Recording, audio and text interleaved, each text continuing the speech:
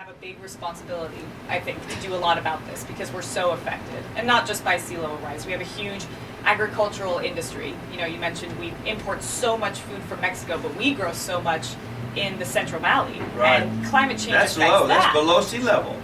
It is, and you know, that's the crops are affected by the temperature and, you know, differing carbon dioxide levels in the air. It's all affected. It's all interconnected. Our seafood industry from, you know, the ocean. So we have a big responsibility.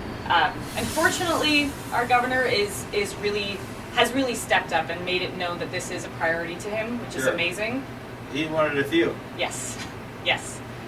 So I'm, you know, very thankful that we live in a state that puts that as a priority. But again, that's what Climate Corps really stands for. We're completely in line with that. We are unwavering, and we are looking to make the biggest difference possible, and also give, you know, job opportunities to these amazing young professionals that haven't been finding these opportunities. You want to do something for me, dear? Sure. You want to put your numbers out there and tell people how to get a hold of you, how to contact you, and the fact that you have a fellowship program. Yes, absolutely. And I'm going to let you talk, okay? Okay, so I encourage everyone to go to climate-corps.org. So that's climate-corps, the P is silent, .org, and look at our amazing fellowship and see what our fellows have accomplished in our 7 years of running. We have 42 open positions right now, which is amazing. That's 42 positions for young college graduates who are passionate just like us about the environment. You can also email me directly at bhall@bacr.org. Again, bhall, I love my last name because it's simple, hall@bacr.org. Was that a good shout out? That's a good shout out. Good. I want to ask you something. Yes. Tell me what's happening right now with salinity. Salinity is becoming a big problem too. I was looking at this on Facebook the other day with the sea level rising and contamination. Right. You know, Fukushima is still running. Yes. Yeah. So Fukushima, you know, creates radioactive waste and radioactive effects that, you know, very much affect the seafood that we eat in America, and sea level rise messes up the balance of the salinity in the ocean. So there's no shortage of problems in the environmental field. Well, you know, I worked on nuclear power plants for almost 50 years. Oh, wow. Yeah. Okay. I learned from, you know, the military, and I started contracting out, and looking at different things in the world and going different places. And yet I see that we don't respect our oceans. Right. The oceans are so polluted. I was on a ship several years ago, and there was a debris field the size of 2 football fields floating out there. Oh, wow. I mean, and this is what we're living with right now today. You know, contamination is what I'm getting at. Yeah. You know, and I'm asking people, you know, if you can get out there and vote, do things, and, you know, I mean, just make things work, you know, get out and become involved. Right. You know, and there's so much in your area to get involved in. Yes. We're looking at wind tunnels and wind machines and all this stuff, but the fact of the matter that the sea is rising is a very, very big thing. Am I right? Yes, and the biggest thing we can do about sea level rise is lower our emissions. So pretty much all of our fellows are working on lowering our greenhouse gas emissions. That's the biggest, best thing we can do. That is $1 billion battle right now between two parties. $1 trillion battle, right? Yes, I know. Between two parties. And now we don't get political here, but we know who the parties are. Right. One says it does not matter, and the other says, "Oh God, catastrophe is coming." Right. You know, and catastrophe is coming. You know, contamination and the parts per billion of actual particles, you know, in our air is increasing. Am I right? Yes, absolutely. You know, levels of pollution, levels of certainly carbon dioxide and other greenhouse gases are unfortunately increasing all the time. So, you know, our fellows that are placed in local governments, nonprofits, colleges, for-profits, they're all working in some way to reduce those emissions. That's why I'm so proud of them. Their work is amazing. And the partners we work with are amazing too, those nonprofits and local governments. So, I want to say to people out there, the biggest thing I want you to do is get out there and vote and fight, because, the atmosphere and the seas are where life comes from. Absolutely. Without them, and the contamination. One of the things that really amazed me, a friend of mine that lives up in Seattle, and we talk all the time, and a pier, when Fukushima and the tsunami happened in the Far East, a pier was floating in right outside of Sitka, Alaska, a broken off pier, and then they found another part of that down near Seattle floating, and it had indigenous fish in it. Wow. They survived that transition throughout. And this is what I'm talking about. We're upsetting the ecosystem. Big time. Yeah. It needs our help a lot. Humans have done a lot to kind of disrupt that balance, so it needs our help. Absolutely. Where do you start with telling people that they need to get out and vote and do things and look at the environment? Yeah. So what's interesting is actually the fellows in our program, we kind of tend to shy away from politics. We don't tell people to, go out and vote a certain way, even though voting is extremely important. But I understand for the average person, it can be really daunting. Like, right. where do I start? What do I do? Right. And a lot of our fellows actually work with the public to help guide them. So if you have no idea where to start, a lot of our fellows will, say, start simple. Start with what you can. So, all that waste that ended up in the ocean that you were mentioning earlier, that right. came from people. That came from somewhere. So be mindful about your waste. Don't. If you litter, it's never just going to stay in that one space and never affect anything again. Everything you do has a ripple effect. So, recycle. Try to minimize your waste if you can. Maybe buy things with less packaging. So start there. Transportation is another huge thing. I commend you for taking part so much. 40% of the emissions in the Bay Area are from transportation. So the guiltiest culprit in all that is driving a car, single rider vehicles. Single rider vehicles. Mm-hmm. And you know what? That is like, I saw a number of one time a couple of years ago. 65% of the cars on the Bay Area roads are single passenger cars. Yeah. 65%. That's a huge number. Yeah. Huge number. When you got 100,000 people a day going across the Bay Bridge, 65% of those are single auto people. Yeah. Yeah, if it's 100,000, then that's 65,000, and that's an insane amount. That's insane. And, right. And most of them are nice cars. Yeah. Yes. The majority of them are really, really nice big cars. Yes, that pollute quite a bit. Yeah, and we're looking at the fact that, every little thing helps, am I right? Yes, absolutely. Okay. Tell me what made you get into this field. Why? That's a great question. So in high school, I was applying to college, and I honestly wasn't sure what I wanted. I thought maybe science, I'm good at it. Maybe math, I had no direction. And my family took a trip to Hawaii, which I acknowledge I'm very lucky to have gone. That's amazing. Where'd you go? Maui.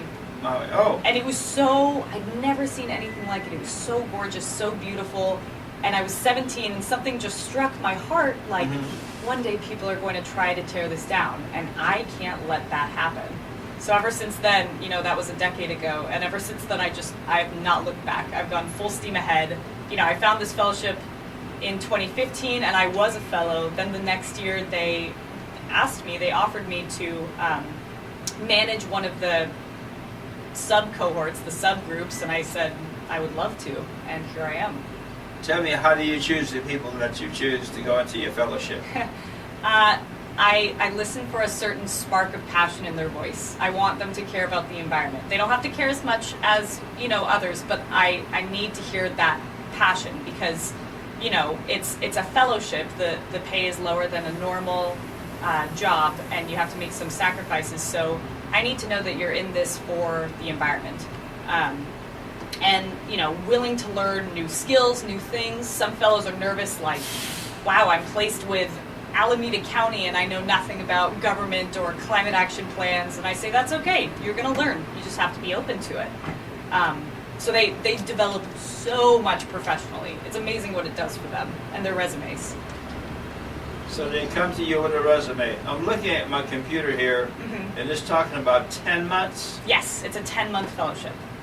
Wow. From September, or actually late August. Our orientation week is at the end of this month, and it goes all the way until June 30th of next year. And it'll be our 7th year. I see you're getting into elementary schools, you're getting into all kinds of schools about climate change? Yes, yeah. Elementary schools, the general public, local governments, for-profits. We have a huge audience that we try to talk to about the environment. Wow. Starting young. Yes. Okay, I want to ask you something. Yes. Let's say, for example, that things are going awry, all right? Okay. And I'll say that when things are all screwed up. With the environment or just in general?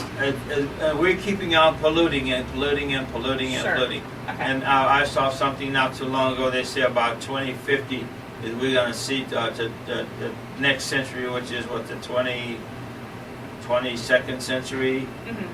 Another 100 years, we're going to have a real problem if we don't do something right. Do you agree with that? Yes, You want I to do. comment on that? My only comment would be I agree with the scientific community, and unfortunately that's what scientists are saying. I believe scientists, and they're saying by the end of this century, so the year 2100, our environment, our world could look very different than what we know now. So yes, I would agree, and it's terrifying, it's saddening, but we're just going to try to stay optimistic and positive and do all that we can in the now. So, they're saying that in the next 100 years, 150 years, a 3% rise in the sea level. That's a lot. Yes. You're Yeah, looking that at is a lot. 1.5 to 2 inches are critical, am I right? Or more. Yes, Or it's more. really hard to say, but yes, somewhere around there. Okay, so getting off key with this whole thing is, It's okay. in New York, I was in New York some years ago, and I noticed that the subways and, all of that stuff is underground.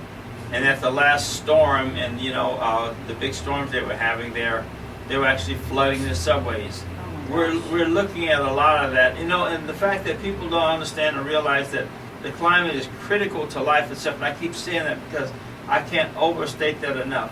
What do you say about think about solar panels? People get solar panels, to lower the carbon footprint and all that stuff. Solar panels are amazing, and Yeah. they are one of the keys to the future, I think, helping us to get out of this mess.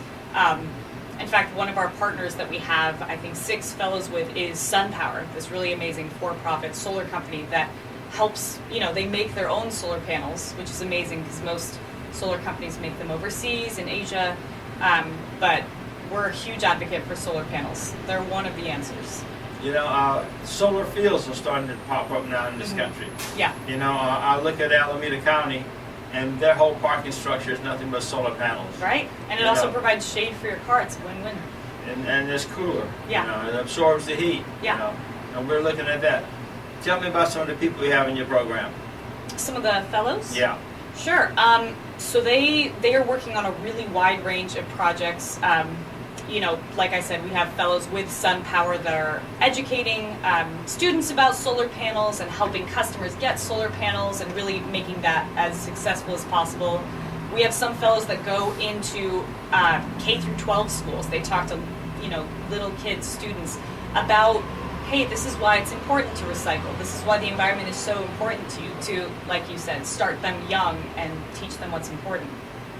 We have some fellows that go into the community and teach adults about the environment because, if you didn't learn when you were young, it's not too late now, and everyone has to learn at some point. And then, like I said, many working in local governments at the policy level to really, input into their climate action plan or their sea level rise study. I just had a fellow at City of Oakland do work on this big sea level rise assessment because it would affect the City of Oakland so much. And again, this is right next to us. It's right here. That's why it's so important to do as much as we can in California. Alameda and Bay Farm Island are very low, aren't they? Mm-hmm. Yeah, well, the whole Bay Area is definitely at risk. So which is scary. we're looking at the fact that in 100 years, all that'll be flooded.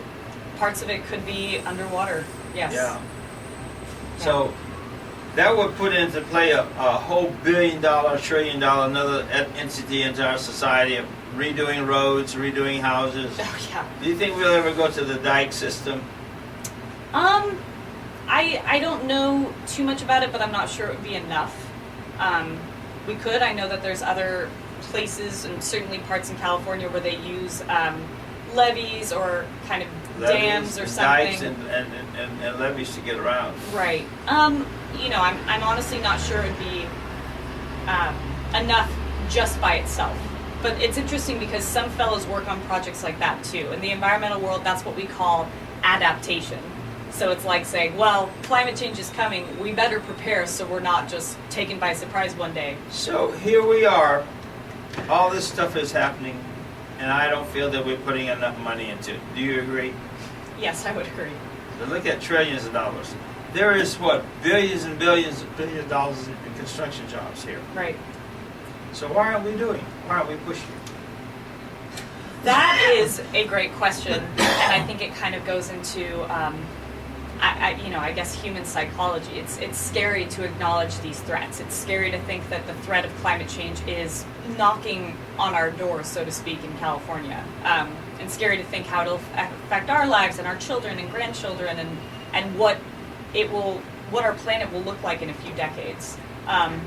So I think that would be why it's so hard for people to accept. And it's also, we all know, people take a while to change. It takes a long time to change.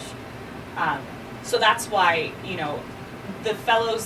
all of the fellows have equally meaningful work, but I'm so proud of the fellows that do outreach in really difficult areas in the state where people do not care about the environment, like the Central Valley.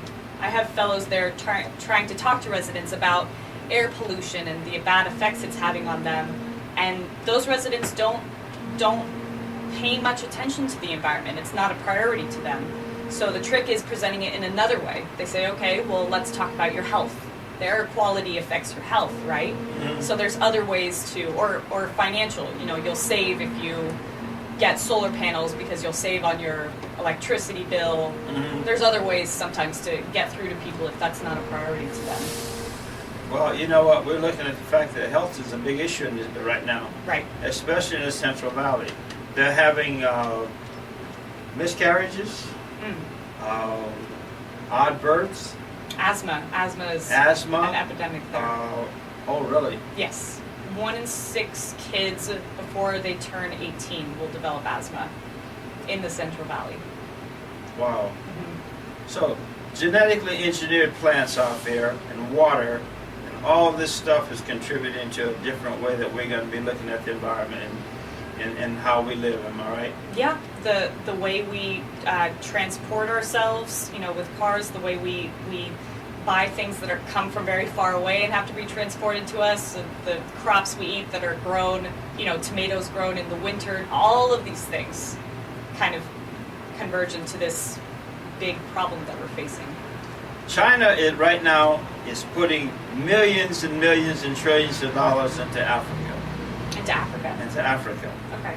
They have a solar field that's the size of 5 football fields already. That's amazing. China has built a huge base on the Cape down in Africa. Wow. So if all these other countries are in it, why are we not in? And I'm going to throw something at you. Okay. We withdrew from the Paris Accord. We did. That was very sad news for me personally and for my field, not personally. Right. Yes, that happened. But for yours, what you believe? But what you believe that climate change is an inevitable, a bad thing? Yes, I believe that it is real. It is caused by humans. Like I said, the 98% of the scientific community agrees with this. I'm not going to disagree with scientists that are frankly much more intelligent than I am. Why would I? How did they come up with these numbers 120 years that things would be different? Is it because of the way things are evolving now? Yeah, I think they're looking at the rate of how quickly things are changing. The rate of, the greenhouse gases in the atmosphere and the rate that the temperature is changing. It's the fastest rate that our climate has ever changed. Ever. Really? Ever. Yes. So they're looking at that, they're doing projections. Of course, no one can tell the future exactly, but they're using these projections to say our estimate is in 100 years, 80 years, whatever. But yeah, about the other countries thing, I'm really glad that other countries are stepping up. I cannot tell you what's going on with our nation, but again, I'm really proud of California. California is my beacon of hope, and even our governor, Governor Brown, met with the president of China to say, literally, hey, don't go the route that our country has gone with climate change. This is important. China has the opportunity to kind of be the global leader now, and Governor Brown basically said that to them. Wow. We can't become political on here, but right. Definitely not trying to. What I'm hearing is not good. We're looking at the fact that millions of people are starting to compost now. Yes, composting is great for waste. For Saving waste. Yeah. Millions and millions of pounds, old dead trees, I mean stuff that needs to be recycled and go into the compost feature of life. And people are growing gardens. In Napa Valley, they're growing huge organic gardens with compost. Yeah. And That's great. I was in Texas. What was that? 3 years ago. Hey, that memory, once you get past 39, that memory kind of goes away. I think it was 3-4 years ago. They have indoor farms in Texas now. Wow. That's interesting. Buildings that are stacked, and they're able to grow food on, in buildings now. With good environment. Yes. Recycle water and stuff like this. So we're moving and shaking, but we're just not moving and shaking big enough. Right. Right. Tell me something. Where do the people that you get? Where do they end up going once they come to you? After the fellowship? Yeah. So I'm really, really proud of this. Within a month of finishing the fellowship, 85% of our fellows find a career in the environmental field, which is amazing.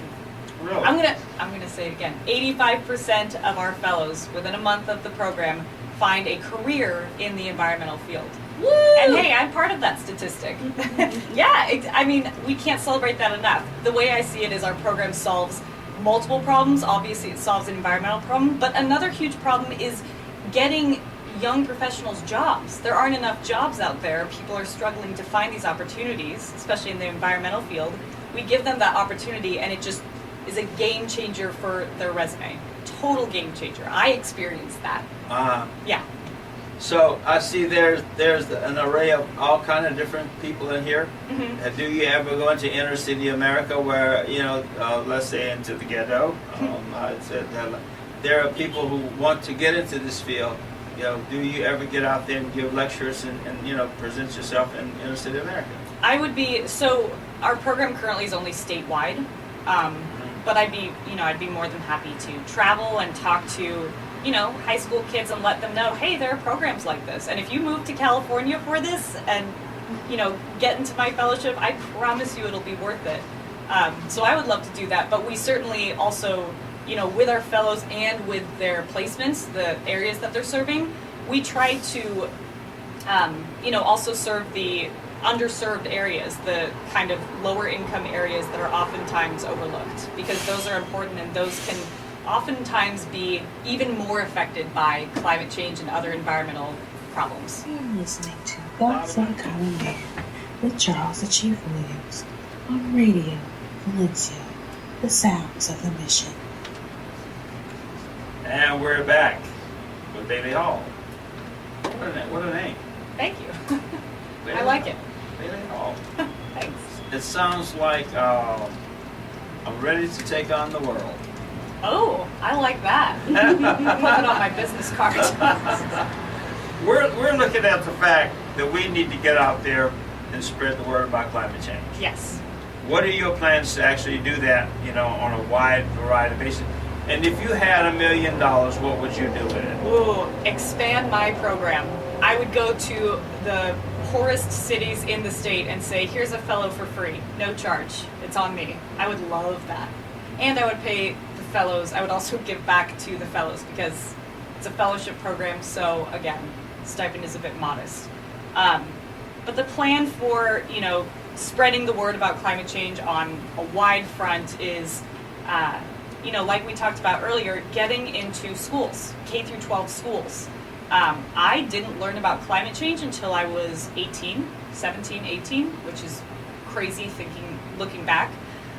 So the earlier that we can, reach these kids and let them know, hey, you're connected to the planet around you. This is important. These natural resources are important and we should take care of them, take care of the earth, the better. That'll be instilled in them for their whole lives.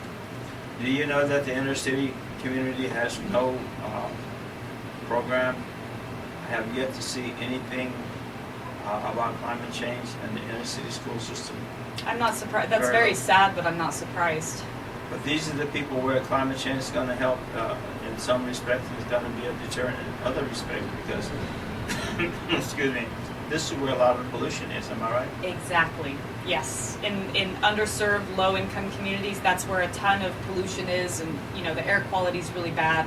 And those places are overlooked because they're not, because they have less funding or because of the population, whatever. So it's important to get into those communities and educate, but also try to help when we can. So we have a number of partners that, are in Richmond, Oakland, deeper in the city of San Francisco that try to do just that. One of the things I was coming down, 42nd Street, coming off Telegraph this morning, and I'm looking at all the pollution that's happening right now. Yeah. And all this is draining right into our bay. Right. There was tons and tons and tons of debris and garbage and trash. And right in front of me, this big old huge rat and his little mate ran across the street. And I'm sitting there in my truck. I was moving, and I'm sitting there. Where is all this going to end up at? We're looking at the fact that pollution in San Francisco Bay is very real, and people fish in the bay. Yes, I know, and it ends up in our fish, in our crops, in the food we eat, in the air we breathe. It's scary to really think about. Have you ever met the leaders of Oakland? No, I have not. Why not? I'm not sure, but I should. You should. Leaders meaning the mayors? The mayor and her staff. Right. Our current mayor and her staff, because one of the things that we're looking at is they're looking at 500,000 pounds of garbage, contaminated garbage, a day. That's a lot. Just coming out of that one city. Just coming out of the one city from the homeless community. Mm. The one thing that I was looking at the other day is they have potties all over the place that they dump potties. Yeah. They dump them in the bushes, they dump them all over the place, they dump them in the sewer lines. Right. So here we are looking at talking about climate change and stuff like that, and we're talking about contamination. Contamination is one of the worst things that you can experience in this time right now because, again, it goes all into our bay, and our bay. And they got signs all over the place, don't put this in the sewer. But you know what, when people are homeless, they do what they need to do to live. Right. So we're actually contributing to this. And we're looking at the homeless population throughout this country, which is growing by leaps and bounds. Right. Because of the disparity and jobs and money and everything. So if you wanted to really get to all these homeless people, could you do that?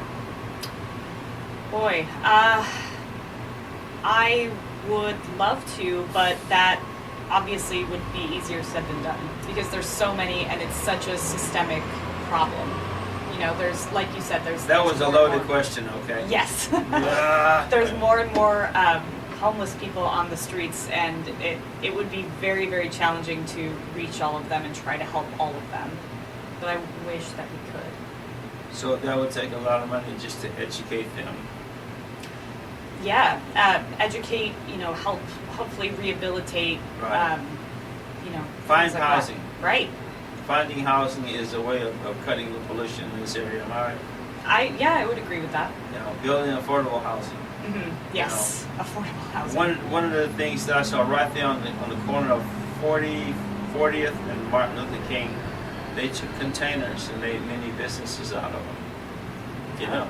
And shipping containers? Shipping containers. Yeah, I've heard, or low-income housing. Yeah, I've heard of that. We've got better than 500,000 in the Bay Area that are idle. Could you imagine that? No.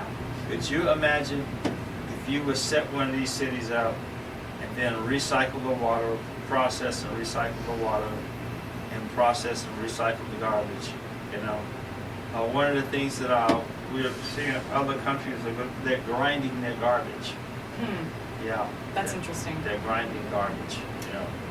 We have a number of fellows that are focused solely on waste because it's such a big problem. So, you know, I think they mostly focus on recycling and composting, like Right. you mentioned, Right. to get rid of all that food waste that ends up in the trash. Right. And, you know, the goal is to get as little to the landfill as possible. But there are creative other ideas out there, like grinding the trash or burning the trash, which definitely comes with its own problems, or, you know, other things. But you know what? You know what an electrostatic precipitator is? No, I do not. An electrostatic precipitator is an electrically charged field that looks like screen.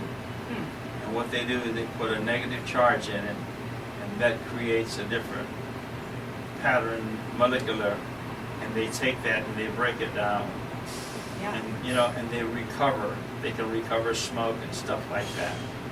You know, our country does not do this, but that would be a good idea for you. Oh, for burning trash or burning. Yeah, that would be really interesting to see. I'd love to see how much it can really, you know, if it really does capture all the smoke and all the pollutants coming out, or just a lot. On the backside of that is what they call, I forget the name of that, but it was in Saudi Arabia.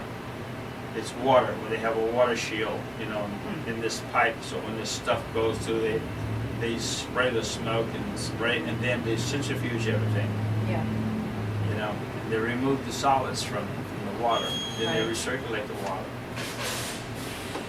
I haven't seen anything as fancy and, you know, new technology as that, but I have toured other waste facilities in California that do really amazing things, either with machines or people by hand sorting the trash and, you know, picking out as many recyclable things as they can. And it's amazing. It can really reduce the amount of trash that a city or company produces. Metal is one of the biggest things they find in the trash, isn't it? Right. Yeah, metal. I would say probably plastic is the biggest. Plastic, and it's recyclable. Yes. Yes. Every inch of it is recyclable. Yes, I would say so. Yeah, because now they're making, you know, one of the things I see, they're actually putting plastic underneath roads and stuff like that. You know, they're trying to reuse it. The bed, you know, underneath the membrane shield to keep the water from coming out. You know, if you see it, it's this big roll of black plastic that you see them putting underneath the membrane field. Okay. That's to keep the water from coming up and precipitating up underneath, you know, and destroying, because that is the most destructive thing about roads right now. Huh. Water. That's you know. interesting. Look Okay. at the fact that, look at Highway 80 going through Henryville. You know, they have a membrane underneath it, which is good because the bay is right there. Right. So, you know, it literally is. You know, and again, we're looking at all these things that could be done. California's ahead of just about everybody, am I right? In this country, yes. I think we're the state that's the farthest ahead. Go California. Yeah, you know, and one of the things we're looking at is education again. Yes. You know, I'm looking at the fact that you have a program with some stipend and healthcare benefits. Yeah, that's offered to all our fellows. They're, you know, given a monthly stipend, health care, child care if they need it. Whoa, back up. Child care. Yes, help with child care if they Help need with it, if childcare. they're a fellow in our program. Wow. Yeah. So for 10 months, if you're in your program, you can get some help, you know, especially if you're a college student and you're going through this thing. Yes. Am I right? Yes, well, graduated from college since it's a full-time gig and we wouldn't, you know. You give these people a certificate or something that when they complete your course? Yes, so when they finish, technically the whole time they're a student at Skyline College. It's a local community college in the city, which is also great for them because they can use student benefits technically, even though it's, you know, only 2 or 3 units. But at the end, they get a climate protection professional certificate, and that's something they'll always have. They can put it on their resume, because it's a big goal of ours to really build a career for all our fellows. We want them to succeed. We want them to find a career in the environment, so that certificate helps. Another great thing in the program, too, is they have the option to defer all their student loan payments while they're in our fellowship. Oh, really? Yes. Ooh, Yeah. big one, big one. Yes, big I one. know. That's huge. So who's this company you was talking about that produces solar for you, that you're... SunPower produces their solar panels in this country, which is apparently, very rarely, if at all, done other places. 90% of them are from China and outside of this country. am I Right. Yeah. Third world countries typically. So what about the material into them? Is the material, compatible with who we are and what we are and where we're going to, you got to recycle this stuff sooner or later, right? Right. I'm not familiar with how to recycle solar panels, but it's my understanding that it's made in safe conditions. The workers are safe, and it's up to American standards since it's made in this country. Okay, solar panels really help you a lot. So what do you say? How much do they reduce your electricity bill on the average? Oh gosh, I believe after a couple years, 3-4 years, they start to pay for themselves. I know my parents have them, and their electricity bill is pretty much almost nothing. After 3 years, they paid for themselves, so they're a great investment. About what do you pay monthly? Let's say a ballpark figure. What do you pay monthly when you first get them? Oh, maybe you would pay twice your normal amount, and then it would go down to, less than 20% after a couple years. And if you're able to use any federal discounts, I know for a while there was a federal subsidy for a few $1,000s. I'm not sure. Well, there's a tax credit in that which is big, am I right? Right, yes. Yeah, that's for a few, $1,000. So if you can use that, you'll be really helped out too. So, education is important. Mm-hmm. Implementation of the program is important. Yes. Do you, when you get your people, do they go back to their communities and teach people how to do things? Yes, absolutely. They go to farmers markets and swap meets and door to door and Really? to all sorts of community events. Yeah, depending on their position. Yeah, we want them in the community, helping people, educating people, because otherwise, what impact are they going to make? Those that are in the community. I want to ask you something. I'm gonna throw a loaded question at you. Okay. The refineries. Oil refineries. Okay. Oil refineries are a big pollutant in the whole world. Mm-hmm. Yes. You guys ever get to them to talk to them? Ooh. No, we do not talk to oil refineries, but like I said, I have some fellows in the Central Valley, and that's a tough area. That's a really difficult area, and I wouldn't be surprised if many residents there either worked for oil refineries because there are oil fields in that area, or worked on a farm, agricultural. So that's really cool to me because those residents are not environmentalists. They don't think that they care about the environment. But when our fellows talk to them and say, well, you care about your health, right? You care about your daughter's asthma, right? You care about saving money for your family and having clean water to drink, clean air to breathe, right? So we try to get through to them that way. I would love to talk to oil refineries, but I don't. Acid rain. Acid rain is a big thing right now. Yes. Huge. Yeah. So why isn't there more education about acid rain? That's another good question. I would say there just needs to be more education in the environmental field all around. And we are definitely trying, getting into K through 12 schools, colleges as well, to talk about a number of environmental topics, including acid rain and the air pollution that contributes to that. So there is some, but I think my answer to all of this is there's got to be more. We need more.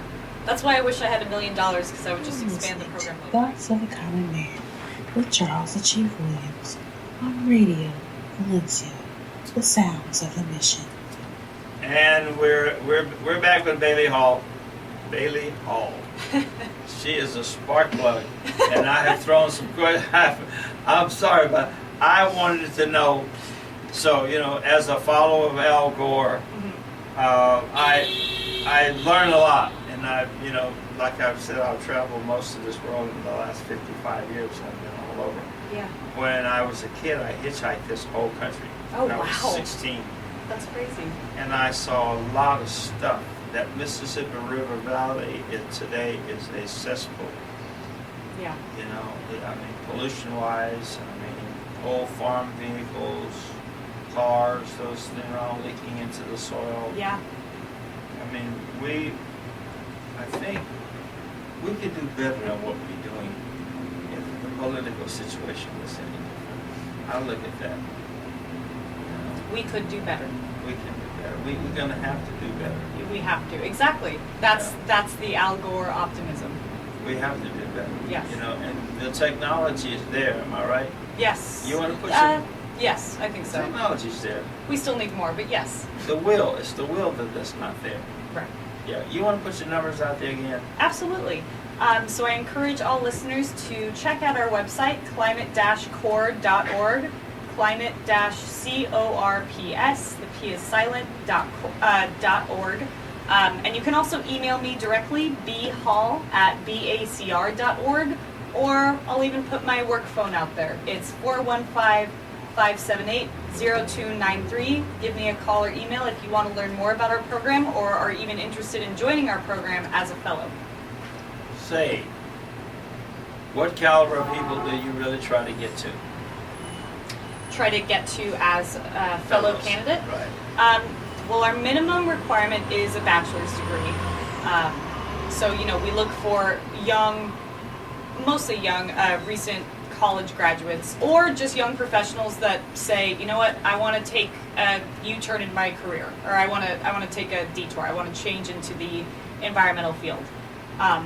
And we look for individuals that are passionate, that are willing to put themselves in this fellowship and make a bit of sacrifices to really professionally develop and grow into almost a new person. Learn new things, and ideally have a little bit of background, but if not, I believe that this is teachable.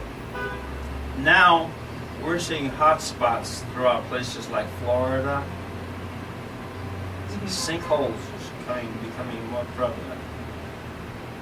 Where fracking is concerned. Right. Fracking, what do you think about that? Fracking, Yeah. it's obviously very detrimental to the environment. And maybe I shouldn't say obviously, it's not obvious to everyone, but it involves fossil fuels, which are a limited resource, which release greenhouse gases into the atmosphere, which contribute to, warming and pollution and all sorts of really unhealthy things. Not to mention fracking does all sorts of things to the drinking water supply and can cause, all sorts of disasters for local communities. So it's not good. But they say it's the wave of the future.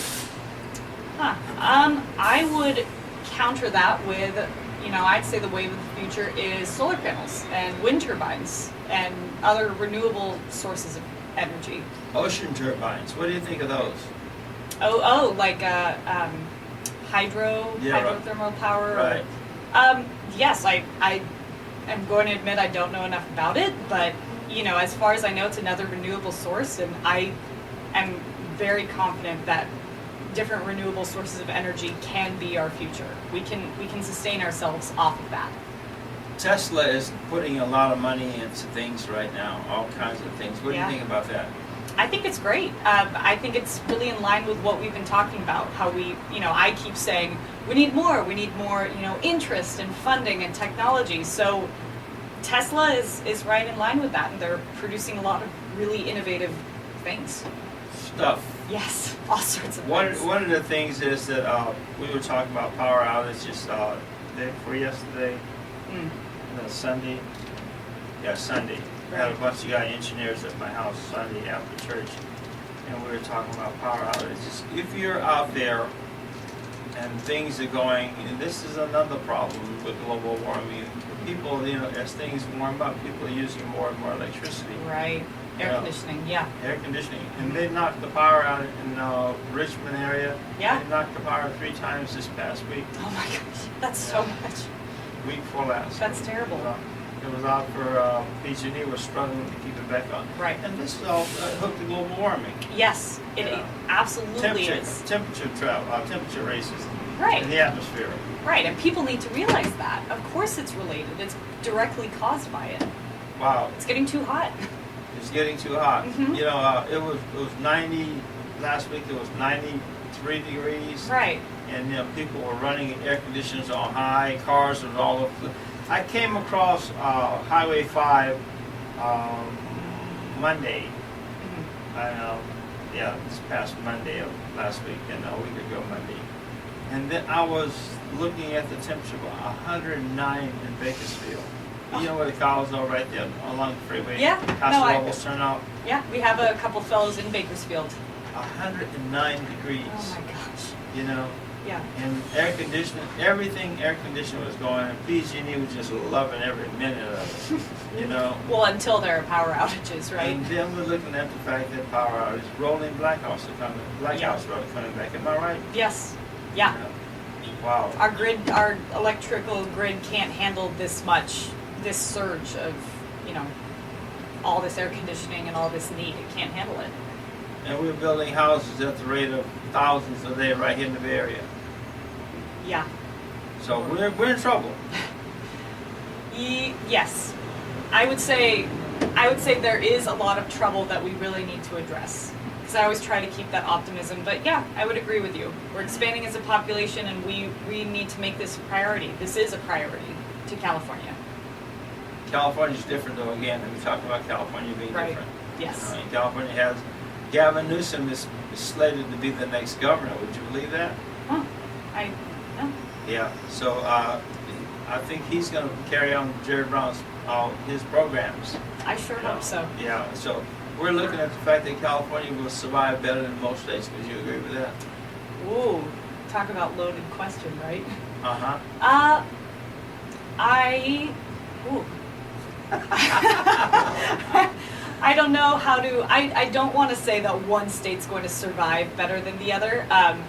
What I will say is we're certainly perhaps at more risk with sea level rise and our agriculture and our seafood industry, but we are also, making it a priority and doing a lot about it.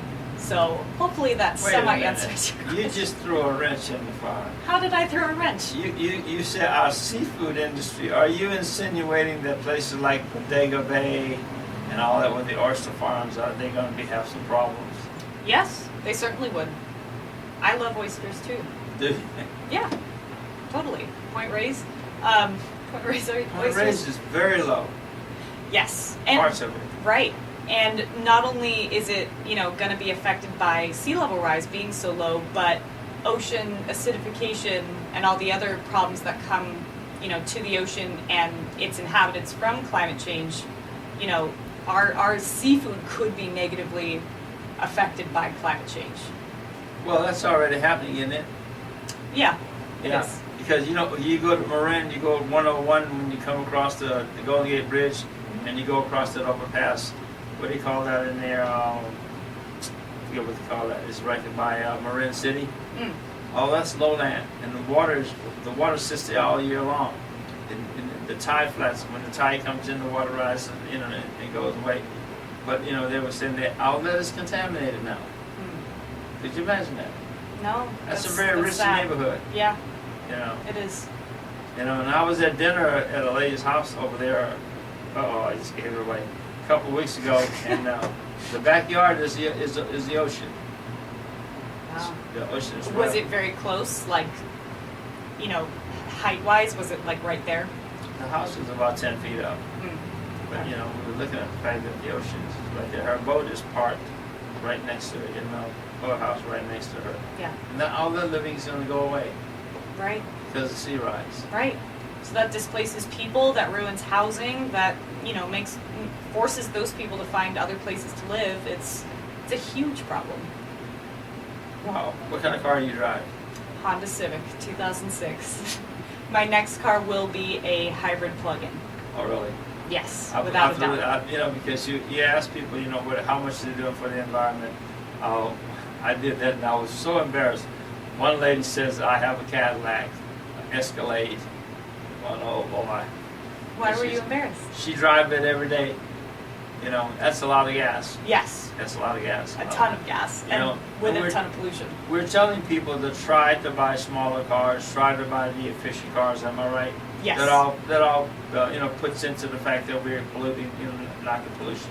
Right. And they measure parts per million and parts per billion of solids in the air. Mhm. And the Bay Area right now is up. Yeah, I wouldn't be surprised. Yeah, I'm sure. I think everywhere is up. So, do you think you'll see like in some countries progressing with these giant filters in different parts of the city? I've heard of that. You know, those are more the kind of creative geoengineering ideas. Right. You know, giant filters or giant, you know, forests to hopefully take in all this pollution. And those very well could help. Basically, there's no one single perfect solution. It's not like, oh, we're going to slap a filter on the city and everything's going to be okay.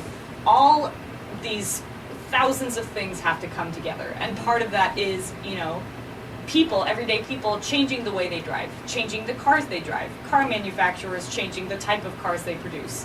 I have an amazing fellow at commute.org.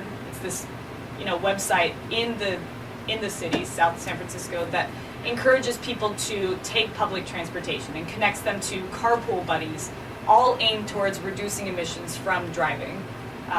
Then the K through 12 education comes into play, and educating, you know, adults and working with cities to develop policies. All these things have to work together.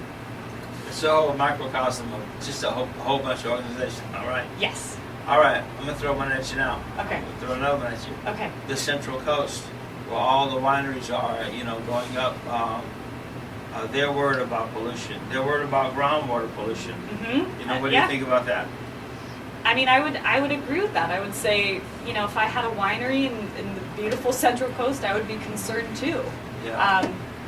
And you know what's interesting? We don't have many fellows down in that area, but we should.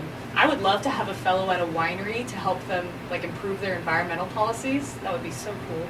Well, you know, it should happen because, you know, one of the things is they go through 30 million gallons of water a month. Right. 30 million gallons, I've heard. That's a lot of water. That's a lot of contamination. Yeah. So where does all the byproducts go? Ooh, depends on how responsible you are as a company. If you're responsible, you'll find a way to treat it and clean it, and, you know, if it's clean enough, maybe put it back into the environment. But if you're not a responsible company, you will dump all that effluent, which is really, you know, polluted, contaminated, just into the ocean or bay or what have you. Wow. Yeah. Miss Bailey Hall, it's a pleasure. One of the things I'm looking at is people learning more and more about climate change. What would you suggest? If you want to learn more about climate change? Right. Sure. So the, you know, different sources online are, you know, great learning tools. Al Gore and his, I believe, Climate Reality Project, Right. you know, that's certainly a great tool. Local governments, cities, the responsibility is kind of put on them for climate change. So I'd encourage you to look at your, you know, local city website to see what they're doing about the environment and climate change. But research, you know, look into it because it's important. It affects all of us. And again, look at our website. So if somebody said to you, I want you to tell a bunch of teachers in the inner city about climate change, would you be able to do that? Yeah, I would So- be happy to. Put your numbers out there again because I'm going to talk to somebody this week about that, okay? Okay, sure. All right. So my email is bhall@bacr.org. B, you know, B as in boy, or Bailey. bhall@bacr.org. My phone number is 415-578-0293. We're looking at the fact that air quality control, Bay Area air quality control is involved very heavily in our air, right? Yes. Okay, what do you think of these people? Give me an idea. You should know who they are. Of Bay Area air quality control. BACMID. Or no, that's not BACMID, but air quality control. They put out spare the air Spare the alerts. air. There was one actually today, this morning, spare the air. There's one today. Yeah. Yeah, right. You know, trying to minimize air pollution, I think mostly from transportation, probably because that's what, you know, most people can do something about it. But they, you know, try to manage air pollution and minimize it as much as possible. You want me to throw one at you? I'm not looking for an answer to this one. Okay. Where I live at is hilly. You know, I live going the back way by San Pablo down the road between Orinda and El Sobrante. Okay. And people, the 4th of July, it's like a smoke screen throughout the whole valley where people are barbecuing. Right. You know, as good as barbecue tastes, you know, I was telling my neighbor that using a gas barbecue is a lot more cleaner than using a coal, Charcoal. charcoal. Mm. What do you think about that?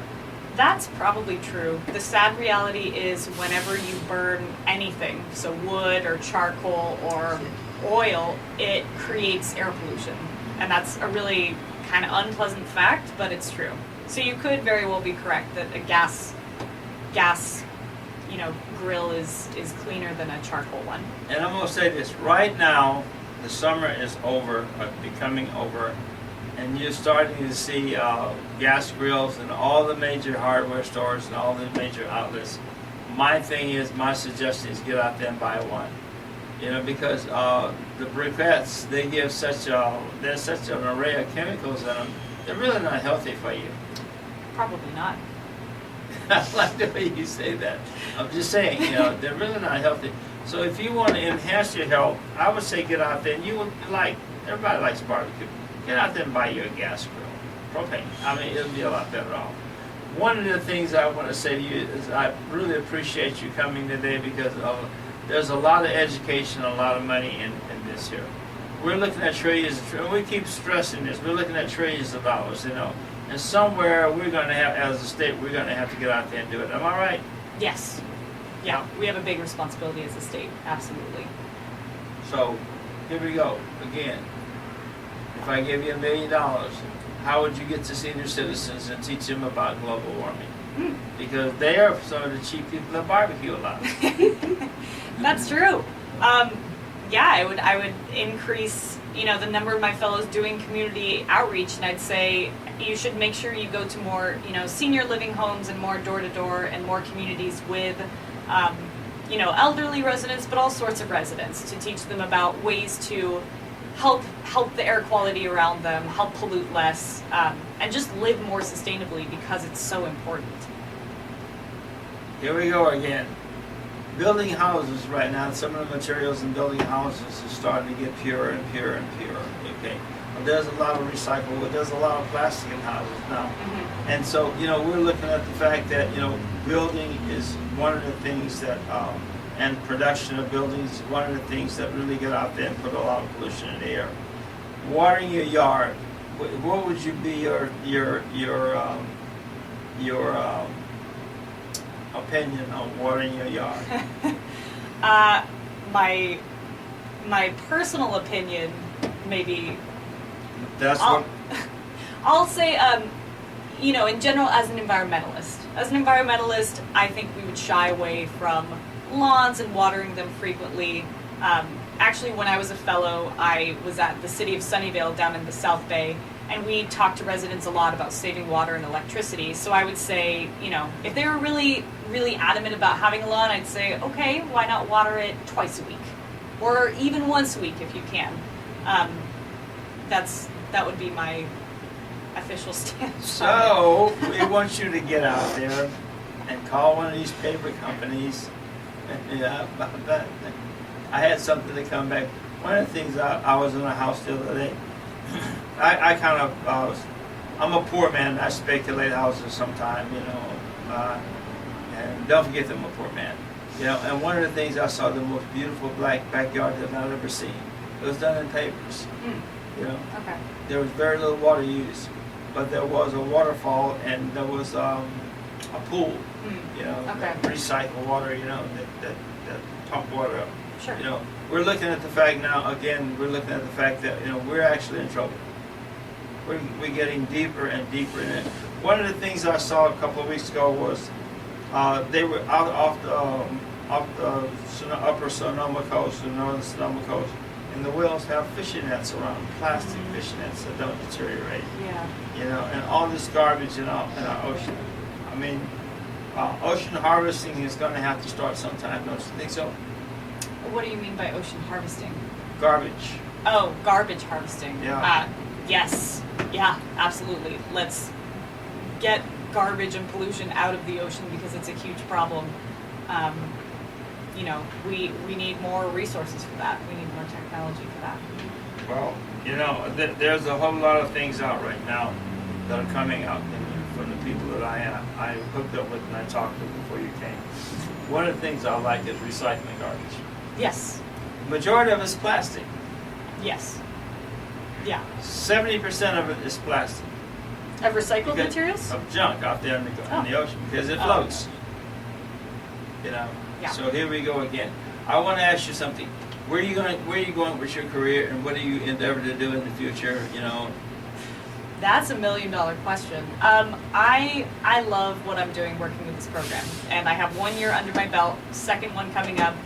I would be happy to stay with this program for a long while because I love mentoring young environmentalists. I love working with these amazing nonprofits and local governments to help them, you know, meet their goals and give them really cost-effective staff support, basically.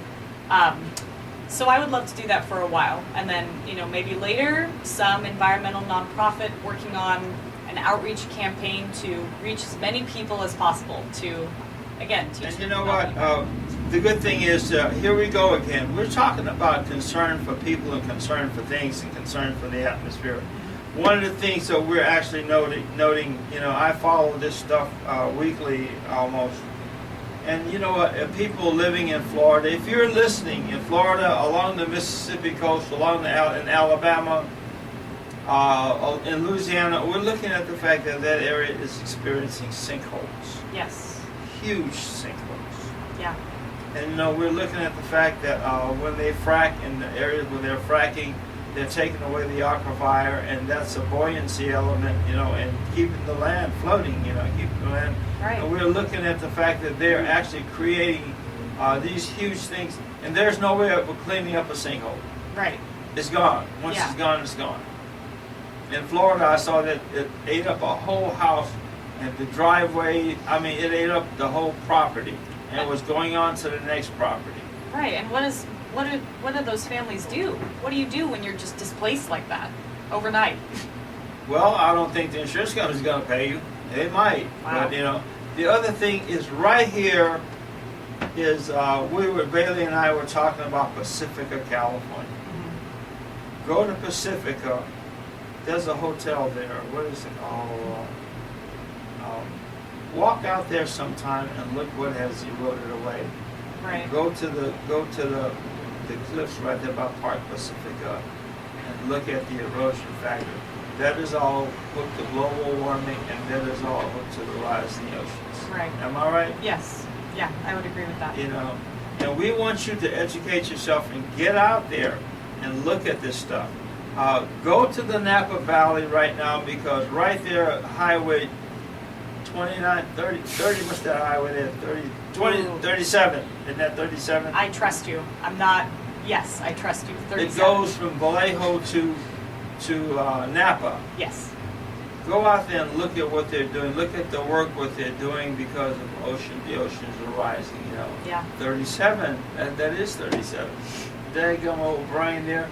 Look at the fact that global warming is just going to kill us, and then the fact that the sea rise. They're actually building berms out there to keep the seawater out. They want to start charging a toll out there. I don't know if they've done that yet or not. Oh wow. I see driving around the Bay Area, they're in the toll lanes. They're actually charging fast track tolls. They're actually turning certain roads into toll roads now to Wow. garner more money to Yeah. get in your pocket. But seriously, look at the fact. Go around and look at some of these projects. Go over into Marin City, and look at how global warming and how the sea rises is contaminated all that area over there. Right. Get out and look at your Bay Area, because it is your Bay Area. We was talking about Point Reyes, right? Mm-hmm. Drive out to Point Reyes and look at when the tide is up. God is Point Reyes is Shocking. Shocking. Yeah. Yeah. Point Reyes is very low. Am I right? Yes. Yeah. I would say, not just Point Reyes, also places like City of Oakland. Again, my fellow there just did this huge study about sea level rise and climate change. Wait a minute. Back up. What? The City of Oakland? Yes. Really? Yeah. Yeah, they're incredibly affected by it. And she took pictures of something called California king tides. And the name doesn't sound that scary. It almost, like, to me, it reminds me of, oh, California king bed. But no, California king tides is when the tides are incredibly high, disproportionately high, higher than we've seen when we were, kids or younger living in that area. She took pictures of them, put them in the study, and showed, look, these are the direct results of sea level rise, which is, of course, from climate change. The tides are much higher than they ever have been. And these are the companies at risk. These are the houses at risk. Our government's at risk. All sorts of things, and the financial impact, which is millions of dollars. Really, really crazy, wide-reaching impacts. I remember that. The king tide not so long ago, here a couple of 3-4 months ago. Yep. It was over the handrail at the Embarcadero. Uh-huh. Way too high. Scary high. Unbelievable. Yeah.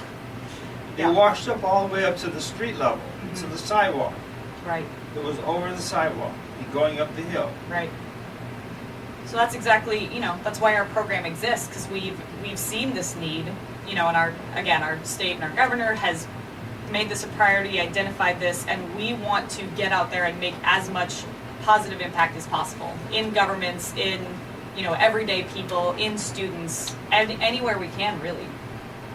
So when the king tides come, the water table, let's say going into the delta changes, am I right?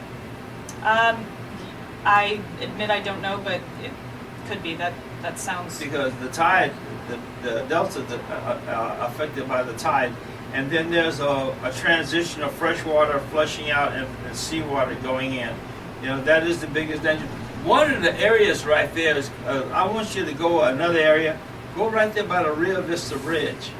That is where the exchange of salt water to seawater is, going up in there, and just drive around there sometime and look at that.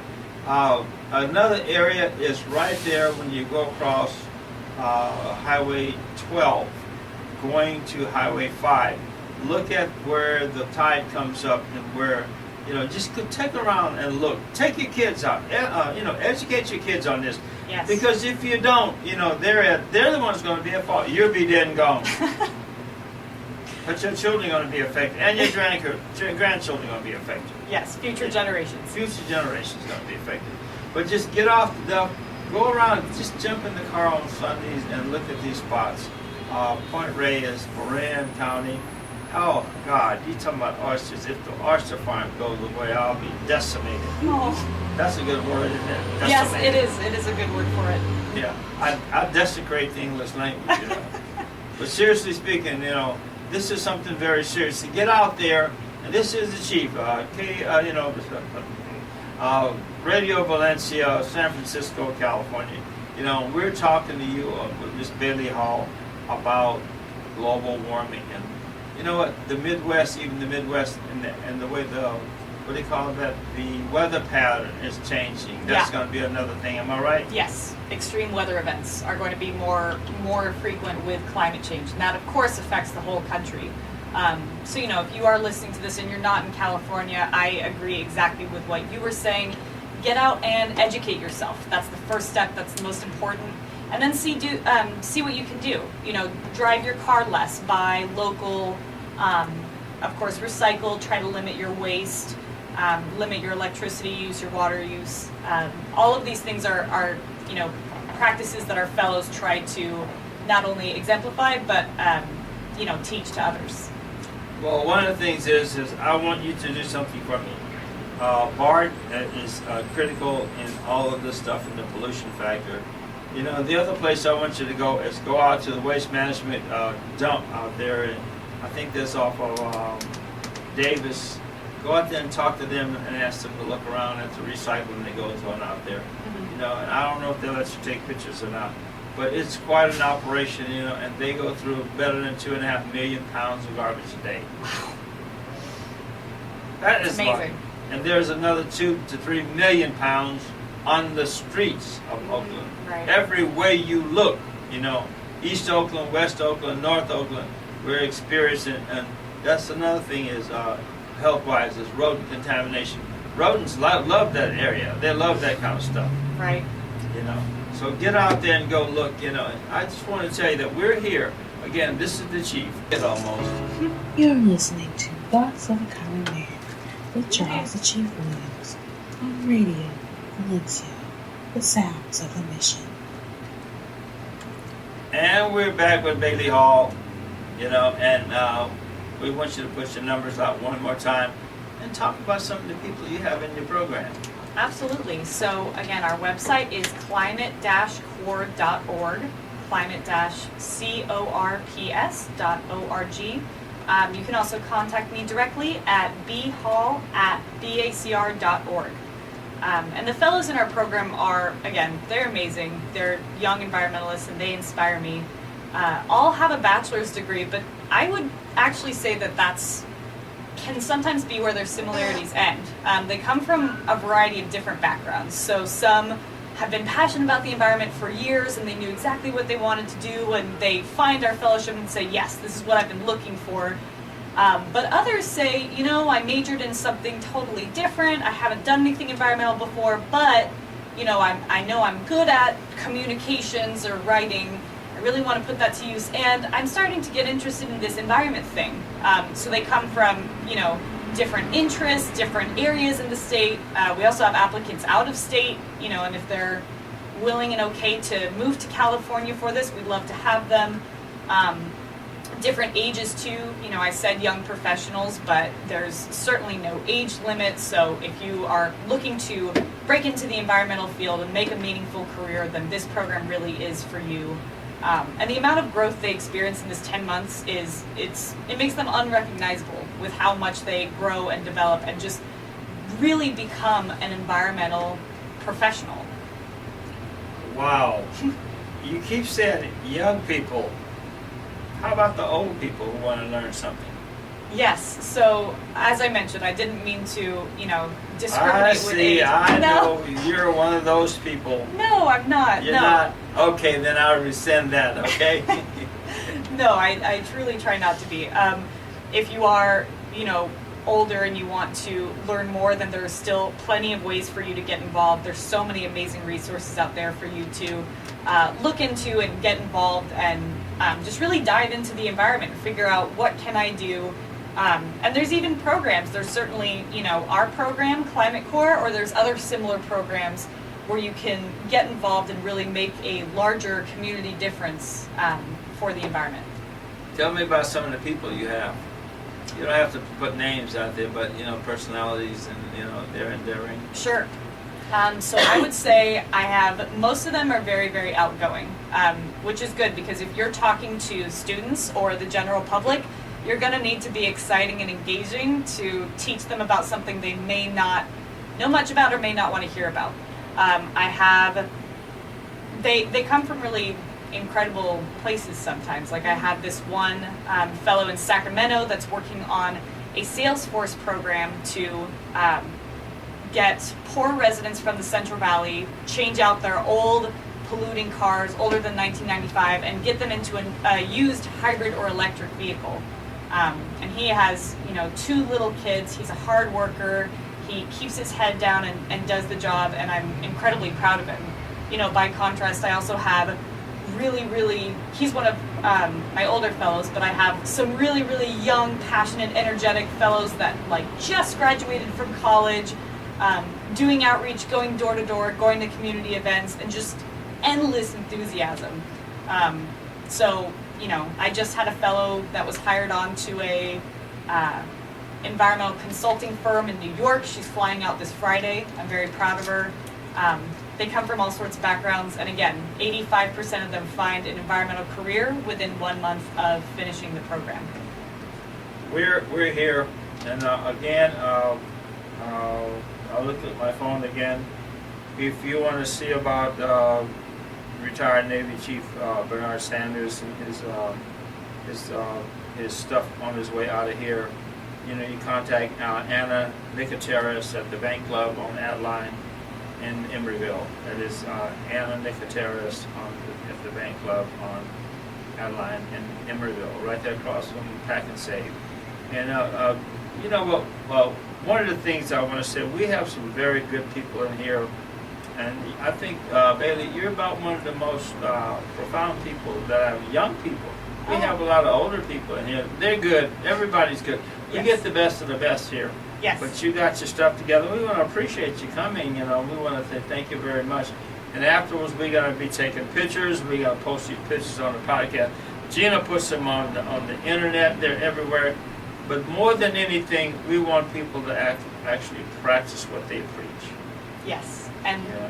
thank you so much for the compliment. It's been awesome being on here, and your show is terrific. So thank you. And I want you to call Mayor Libby Schaff. Call her personally and tell her do you want, when you see your street need to be cleaned up, because you know what, you got young kids walking around and the pollution, and you know it's just bad. So we want you to call City Hall and talk to them. Gina, you got anything to say today? Are you appearing at any events or? I think I have a conference coming up in Sacramento in October. I know that's incredibly vague, but I can let you know. I'm happy to go places. If fellows are the ones more that go to events. If they ever tell me about an event, I will go. I'm there. So if you tell me about an event, especially one where I can talk to people about the environment and or climate core, I'm there. I will go. Great. Yeah. I'm going to push the numbers out there one more time. Absolutely. So climate-core.org is the website for our fellowship program, climate-core.org. My name is Bailey Hall, program director of one of the subgroups of our fellowship, Climate Core AmeriCorps, and my email is bhall@bacr.org, and my phone number is 415-578-0293. And what was the criteria for the fellowship again? Just a bachelor's degree, although I do have to say I did have one exception this year. He was a great candidate and I just wanted him in my fellowship. But basically just bachelor's and a passion for the environment. So, you know, if you don't have your degree, go out there and get it, because I would love to have you in my program. And it's 2 months, correct? Yes, 10 months full-time, early September to late June, and you will grow so much as a professional. You will basically emerge as an environmental expert in the field and have a much easier time finding meaningful environmental careers in our field. And where do they meet? Where do they meet? Our orientation week is actually going to be in Oakland in Preservation Park, and then we have a training every month, sometimes remote, sometimes in person. Okay. Yeah. Good. Okay, we'll be pressing on the upward way. More height regaining every day. Clean up your yard, get that old junk car off the street, trash it, junk it, do whatever. Look at your environment, because you know East Oakland got a lot of stuff out there. West Oakland, they're cleaning it up pretty good. But we want you to get involved, and this is the chief. Love you very much. And always, be sure to check us out at thoughtsofacommonman.net for podcasts, video, and pictures, and community calendar. Can I show my muscles? Now I think they want to see that. Oh, okay. Oh, damn. Anyway. So see you Thank next you. week. Thank you.